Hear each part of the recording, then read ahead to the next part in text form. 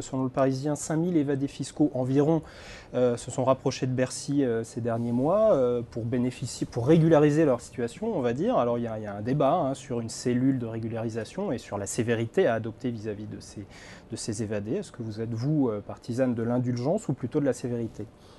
Écoutez, je vois avec bonheur que le gouvernement de François Hollande récupère une recette du gouvernement Sarkozy, qui est effectivement le rapatriement des capitaux de l'évasion fiscale. Moi, ma position, elle est très claire. Il ne peut pas y avoir d'amnistie fiscale vis-à-vis des évadés fiscaux.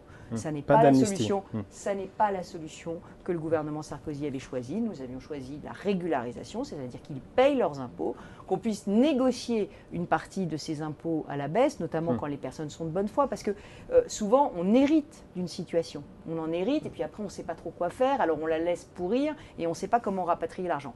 Si les personnes sont de bonne foi et si elles peuvent le prouver, qu'on puisse étaler un certain nombre des impôts, une négociation, mais certainement pas d'amnistie. Il faut payer ces impôts en France. Question subsidiaire de Frédéric. Que pensez-vous faire pour lutter contre l'évasion fiscale qui ruine nos finances, dit-il? Donc comment est-ce qu'on prend le problème à la racine, en d'autres termes? Alors c'est très compliqué, l'évasion fiscale. Et moi je suis persuadée que depuis l'arrivée de François Hollande, elle a décuplé.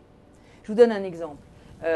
François Hollande a décidé de supprimer un dispositif qui était très avantageux pour les emplois à domicile, qui était les cotisations au forfait. Alors c'est très technique, mais ça veut dire qu'un salarié à domicile qui était payé plus cher que le SMIC, on ne cotisait que... Oui, Jean-Louis Borloo de l'UDE est vent debout contre cette mesure notamment. Mais je suis totalement vent debout contre cette mesure. C'est une mesure qui est là uniquement pour rapporter de l'argent aux finances de l'État, qui n'en rapportera absolument pas et qui va contribuer à faire dissimuler une partie des heures des salariés à domicile. Et en faisant du travail dissimulé à domicile, qu'est-ce qui se passe? Eh bien, on met en précarité tous les personnels à domicile. Avant, ils étaient à plein temps, ils avaient des salaires à plein temps, ils avaient des cotisations à plein temps, ils avaient une retraite, ils avaient des congés maternité, ils avaient des congés maladie. Là, ils vont être salariés à mi-temps, on va leur refuser un appartement parce qu'ils ne pourront pas déclarer un salaire à plein temps. Si jamais il leur arrive un accident de travail hors de leurs heures de contrat, eh bien, ce sera